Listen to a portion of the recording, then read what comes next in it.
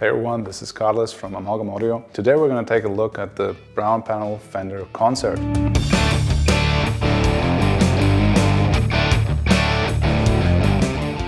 So far in the Amalgam Audio catalog, we have had 3 combo amps from the brown panel era. That's the Deluxe, the Vibroverb, and the Concert. From those, the Concert is the biggest amp. So far, from what I've tried while capturing those amps, I think this is my personal favorite. I think it is like the best representation of the brown panel era in multiple aspects. All those brown panel era amps have some features that are common to all of them. They have a very unique character that is specifically available basically only in this era. They still had some minor differences that make them really unique sounding. One of them is what you often also read on forums, is that they're like more mid-forward than the Blackface amps, and they have also some very specific stoutness to the sound, like to the attack. They're almost stiff sounding, not in a non-musical way, but they have like a stoutness that is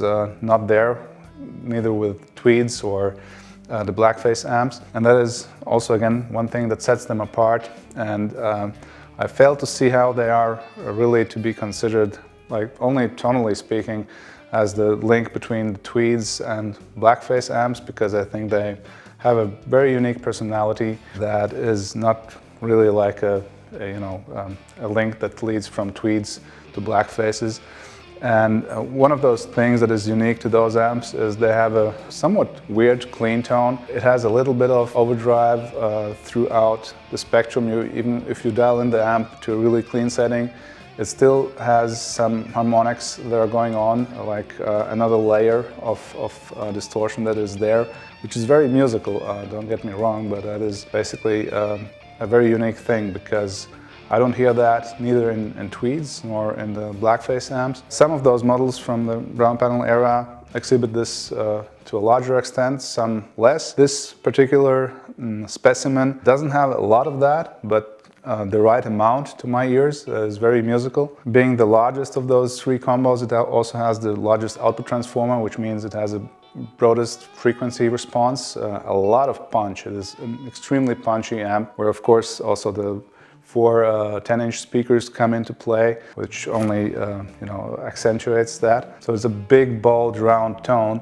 And at the point where you turn on the harmonic tremolo, which is a fantastic implementation in this specific model, it sounds like syrupy goodness. It's a very, very warm, vintage sound that is, it just sounds really extremely musical. So, and as the harmonic tremolo is one of the, or maybe even the most defining characteristic of those amps, let's take a listen for a sample of this beautiful effect. It has come to my attention that about 70% of our audience haven't yet subscribed to our channel. So if you enjoy what we're doing here and would like to support us, please give us a sub. That helps a lot. Let's move on to the video.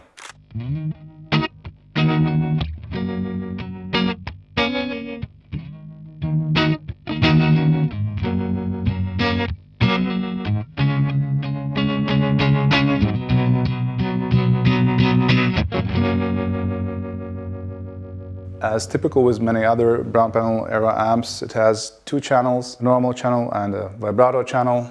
As usual with Fender, well, it's not really a real vibrato, it's also not really a tremolo, it's something in between. What harmonic tremolo does, it varies the amount of highs and lows in opposed phases, and actually the effect that you get is more like a phasing effect, so it would be almost closer to a univibe or a phaser in general. But yeah, it almost comes over as a vibrato in this case. It is like, the illusion of varying pitch, although the pitch is not being modulated in this effect. The vibrato channel is slightly lighter on the low end and has maybe a bit less mids. The normal channel is fuller sounding, particularly on the normal channel. If you dial that up to higher levels. It's starting to go into beautiful crunch, and this amp has a crunch, you know, it sounds like an angry grizzly bear. It's extremely satisfying, and again, people often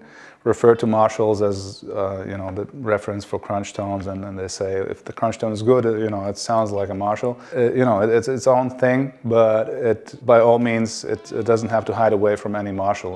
In the crunch department, it's, you know, just perfect for that, and especially on the normal channel. Again, another thing that I'm, you know, always surprised about, how there's so many posts all over the internet, how, you know, Marshalls are the be-all, end-all things for crunch and rock, and you know, and Fender is the thing for clean. And every time, again and again, I find out that all of those old Fenders, including a lot of stuff from the black panel era, including the dual showman, which we recently did, they have fantastic crunch tones that are, you know, they have a different character than Marshall, but they're no less usable, and this is no exception. This amp sounds marvelous for that. EQ section on this amp is the same as with many other brown panel amps, so you have a volume, treble and bass for both channels, speed and intensity for the vibrato channel for the harmonic tremolo, and there's a global presence control that affects both channels. So, and it's worth showing off the back of the amp. The brown panel era amps had specific speakers that I haven't seen in other Fender amps. So those are those gold-colored Oxford speakers. They sound just phenomenal with those amps, and in this case, they're all original in really good shape. It's a wonderful sounding cab in this combo that fills the room beautifully with you know, a really bold, full, and like really balanced and warm tone. The amp runs on 606 tubes, a pair of them, and it is diode rectified. There's also variations of similar circuits in the brown panel era with a tube rectifier, but the diode rectification gives it even more punch and a quicker response, which really helps it out, especially when you go into the crunch territory. So for that it works beautiful. So it's really a nice rock amp also. The amp has 6 preamp tubes, and if I'm not mistaken, 3 of them are basically for the harmonic tremolo effect. So it's a really elaborate thing to pull this off. It's a thing that Fender did for a short time. They, after the brown panel era, which were produced during 1 year basically, they went over to the black panel amps and changed also the tremolo circuit to a optical trem, which became a completely different sound.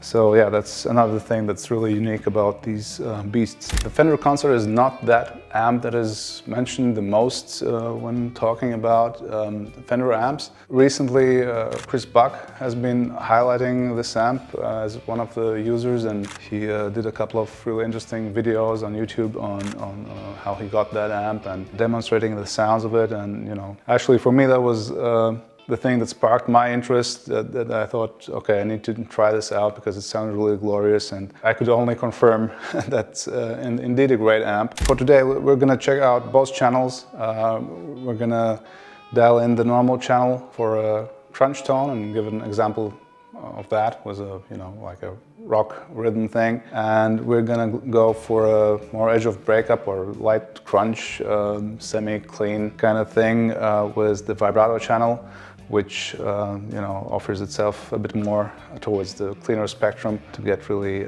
beautiful tones for that. And when dialing in this amp, it's a bit specific in how the EQ works, and there's like for both, that goes for both channels. If you are dialing in the tone for like a single coils, a Stratocaster or something like that, like a brighter guitar, there is a point at around 5.5 where the treble comes alive. So where where the sound doesn't sound muffled anymore, but it is also very quick to go into slightly harsh territory. So you have to really watch out if for the particular guitar, if it's not too bright, and that's a border that is easily crossed with this amp. So you have to watch that a bit. It has a decent amount of bass, so you don't need a lot of bass. Somewhere around 2 or 3 or thereabout is sufficient for the most tones. For this particular example, for the crunch tone, we're gonna dial in the normal channel for a humbucker equipped guitar, in this case the Yamaha SA1000, and as we're going for a crunch tone,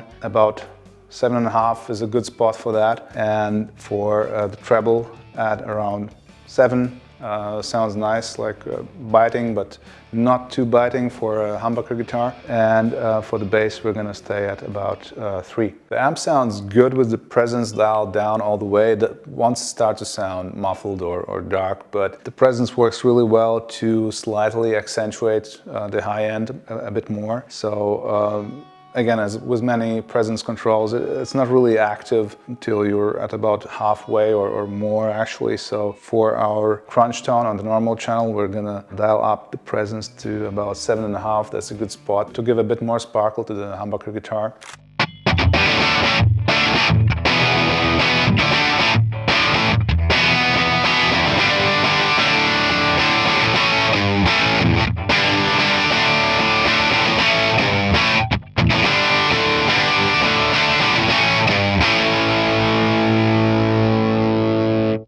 For our slightly cleaner sound, for the Strat, we're gonna go with the volume on 6 on the vibrato channel, treble on 6, and bass on 3 again. So that's our settings for the edge of breakup thing that we're gonna try out here.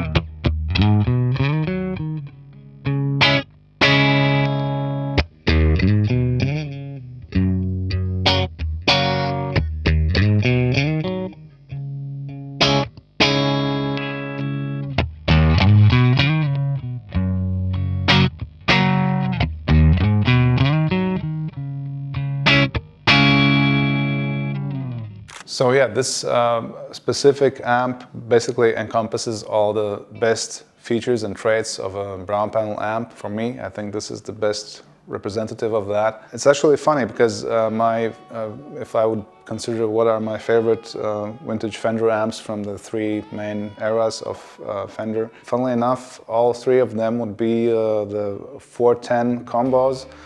It's the Tweed Bassman, the Brown Panel Concert, and Super Reverb. You know, it might be coincidence, but it seems to be also wattage-wise and regarding the response of the amp, that seems to me a really good sweet spot where the output transformer is not too small, not too large, it's not too bass heavy or too stiff sounding maybe as some of the higher wattage amps can be, like for example I think the Fender Twin is one of those that has a tendency to the stiffness. And yeah, I think those amps are really a good sweet spot between the smaller and the larger versions from the whole line. So yet again, the 410 format from Fender seems to be like a real winner for me. So if you want to check out what a brown panel amp is all about and how it's supposed to sound, this is a really good starting point. So we now have done full captures of this amp some time ago, and now we are releasing a DI version.